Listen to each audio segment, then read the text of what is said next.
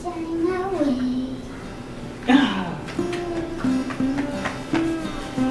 are my sunshine, my only sunshine. You make me happy when skies are gray. You'll never know, dear, how much I love you. I had a C-section. They, came out extremely healthy. I think Maya was the only one that even needed oxygen. Right. And they were good size too. Maya was 4 pounds 6 ounces, Sadie was 4 pounds 13 ounces, and Tucker was 6 pounds 8 ounces. So they were, for being triplets and being a multiple pregnancy, they were very good sized babies, and I think all 3 of them were home within a week. So it was fairly normal for that situation. So. It was exciting though. We had fun with it. Right. It was. Honestly, the entire first year is kind of a blur. We kind of lost that,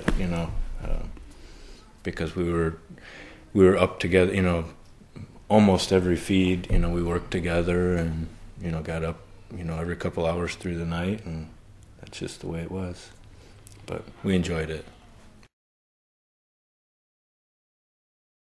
When Maya was about 9 months old, she started with reflux.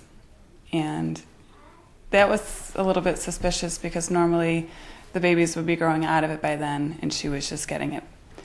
And it just went from bad to worse. Our pediatrician just said, I've done all I can do for you. You need to go to the emergency room.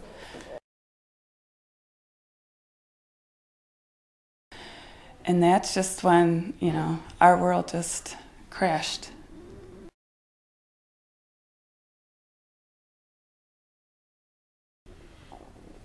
We didn't know that the girls were identical at that point either.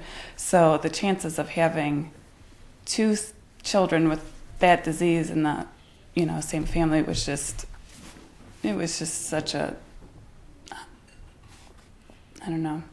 wasn't very likely that she would have it. She started losing some of her skills that she had. She started having seizures. Then she was hospitalized for her first time. And without actually doing the muscle biopsy, the doctor was following her blood. And they can diagnose with, blood tests if they run it for a year. Yeah. And so then she was diagnosed with it. Early on, we asked the doctor what we could expect, even as far as life expectancy. And his response to us was he just didn't know quite. He said he wouldn't be surprised if the girls, lived into their 20s, 30s, and, or he wouldn't be surprised, quite honestly, if they passed within 2 weeks. So just the uncertainty of it all has been very difficult.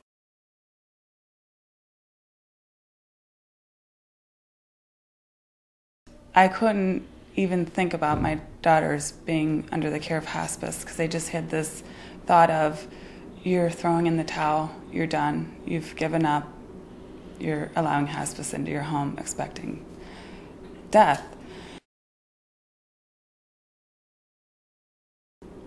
I was just so tired when hospice came into my house, and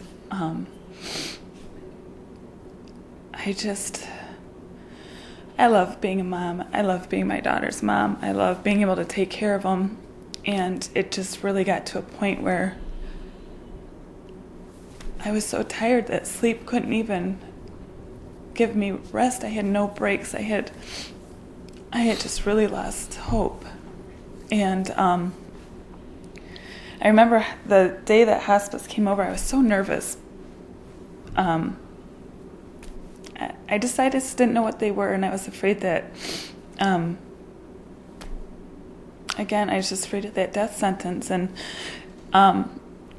they came into the home, and they sat on the floor, and they, just the look of love in their eyes, and it was so comforting. I didn't want them to leave. They brought with them hope and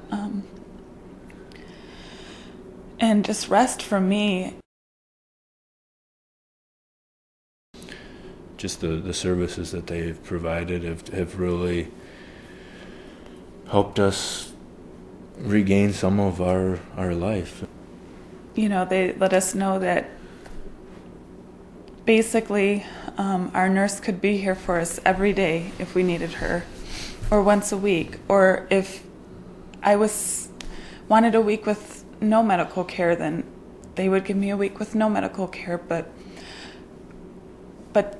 they would be here for me at all costs, no matter what I needed. There was a music therapist that, right? Mm-hmm. That a music therapist that came and would come once a week and work with Mitchell and got him to open up and say things, and art therapist as well. I mean, things that we couldn't even, that we would have never ever gotten out of him. You know, she would take him on a hike or do a craft with him or whatever, and really got him to open up and just got his feelings out, and that just opened up a whole new wave of communication between us and Mitchell, and between Mitchell and her, and I think it allowed him as a 7-year-old to be able to really get some things off of his chest that he'd been bottling up. You know, the first day they let us know about our nurse services, you know, daughter's on feeding tube, you know, feed at night with their feeding tube, and, you know, just the fact they were going to supply all that for us, they were going to bring it to our door, we weren't going to have to go out running, chasing it. They knew the doctors that were working with our daughters. They were going to be that contact person for me to them. I mean, that was huge. I remember trying to get a hold of their neurologist. I mean, it would take me like 3 days. And I'm thinking, my daughter's not going to wake up. I just want to talk to my doctor, and he wouldn't return my calls. So, you know, my nurse became that person that was going to just do all that work, just all the hard work of the running around, and I was going to be able to stay in the home and just take care of my daughters and take care of my healthy sons that were being neglected at the time because I was so busy with them. We have respite. We use the hospice house. Like once a month, we'll send the girls there for 3 days or 5 days, and we just have a ball with our boys. Over the summer, took Tucker out for ice cream for the first time. He was 4.5, and he got ice cream for the first time. And it's really cool because the volunteers down there and the staff down at Hospice House are excited to have our girls. They love having them, and so it's really, it makes it easy for us to be able to drop them off and to know that they're going to be well cared for, and that there's people that love them, and the girls look forward to it. I mean, as soon as we, you know, they get excited. They're very smart. They're nonverbal, but they're very smart. And as soon as they get in there, they just go crazy. They just get so excited and laugh and giggle. And I always joke because they have their room all decorated and, you know, quilts and pillows and a big screen TV. I always say, I want to get dropped off here by myself so that they can take care of me. But they love it. And they've always got special things for the girls. And they take them on walks by the water. And they do painting with them. And it's just phenomenal. I love it. I love them. I'm very grateful. You know, it was interesting when they were first diagnosed and younger. We, in a sense, I think we had hope because they were young, and we kept telling ourselves, well, they're just young and they'll grow out of it, or things will change as they get older. And that change never happened. And as they got older, it's been harder and harder to deal with because of the reality of the fact that they're not going to grow out of it, or they're not going to change, really started to set in.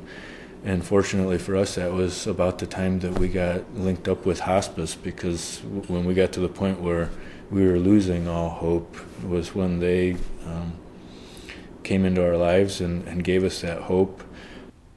We have such quality of life now. And our daughters, I mean, their quality of life is the best that it can be, because we're home and they're in a loving environment and it's warm and it's safe, and hospice brings us everything that they need to be as healthy as they possibly can. We go through every day not sure if they're going to be there in the morning, and that's probably the hardest thing is just the uncertainty of how long they're going to be with us. And I don't know. On the other hand, that's, I guess, not forced us. On the other hand, that's really made us enjoy every minute, and all we can do is love them every minute that we've got them and show them that. For our daughters, it's been the beginning of a new life that's I'm so grateful for. You are my sunshine, my only sunshine.